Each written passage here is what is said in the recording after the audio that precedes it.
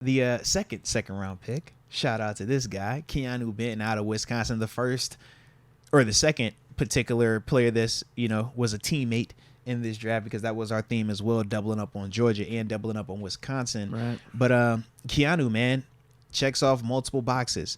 Can play nose tackle, can play the 1 technique, can play the 3 technique.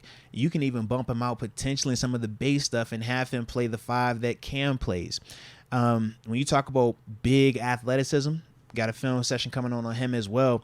You can just see how they utilize him up and down that line of scrimmage at Wisconsin.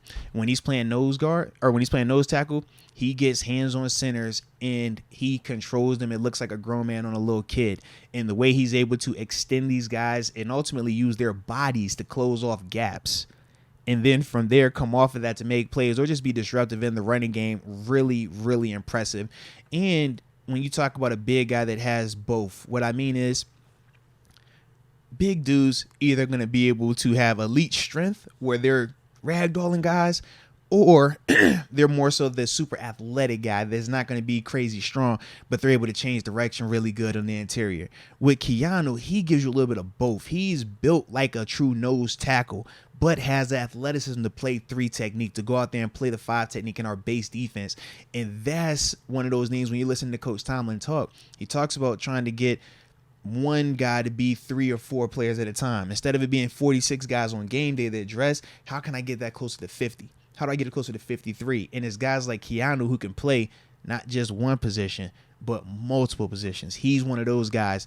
And I just think that that's going to be another benefit, and the fact that he gets to learn from Cam Hayward. He's going to get a chance to learn from Larry Ogunjobi. I think his technique is already really, really good, and that's part of the reason why he makes as many plays as he does.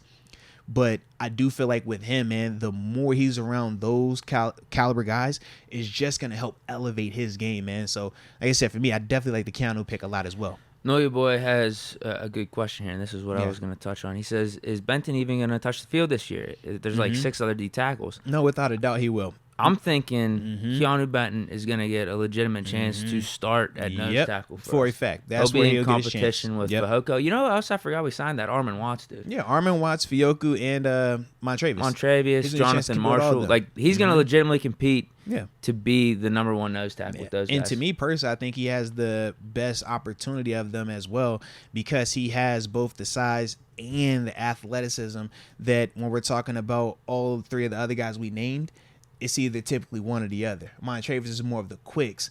Fehoko is more of the size. You know what I'm saying? But when you're talking about Benton, he gives you literally both of those things. And that's why we drafted him where we drafted him at, why we talked about him being one of our top 5 in terms of just interior D linemen or specific nose tackle people, because of that type of flexibility that he has with it. And you combine that with, right off the bat, he's depth for Cam Hayward or Larry Ogunjobi if they need to. He's going to be playing, man. Like, he'll compete with some of those depth guys with like a DeMarvin Leal and like a Loudermilk for that 3 tech role, or whenever we're in nickel and whatnot. Yeah. I could see him playing 40 to 50% of the time. He's going to pretty early on this season. Yes, and the more he evolves, the more consistent he gets with his technique, the more consistent he gets with his conditioning at the NFL level. Because for college, he was already good. He was already where you wanted to be. But the pro is going to be another step up for him. The faster he picks that up, the more playing time he'll get. Very similar to when we talked DeMarvin Leal. Think about DeMarvin early on in the season. He was out there, but it wasn't a ton of snaps. We know he ended up getting hurt, but when he came back and he really got back up to speed, he was out there a lot more because they could trust him, because he was playing at a higher level also. And I feel like for Keanu, that's one of the things that we're going to see with him as well. But because he's going to have a Cam Hayward and a Larry Ogunjobi already there, it takes pressure off of him. He doesn't have to feel like he has to go out there and be the guy day one. You're just being a part of an awesome unit with 2 outside guys that can get after it, 2 interior D linemen that can get after it. You're just that missing piece, so to speak, on the inside, play a role early on. Yeah, and one of the other reasons, too, I feel like he's going to have the upper hand over some of these other guys on the D line is this is a second-round investment. Yeah. The guys that we've been signing this offseason, we're giving them, like, vet minimum deals and stuff. It's nice to, like, okay, we brought in a guy, he could do this, he can maybe back up Cam, Ogunjobi, this and that. We're talking about all the same things with Keanu Benton, but this dude's a second-round pick. Yeah. And he brings all those things to the table that you were talking about if you just watch him play. Yeah. He's huge, but also he's got some skills. Yeah.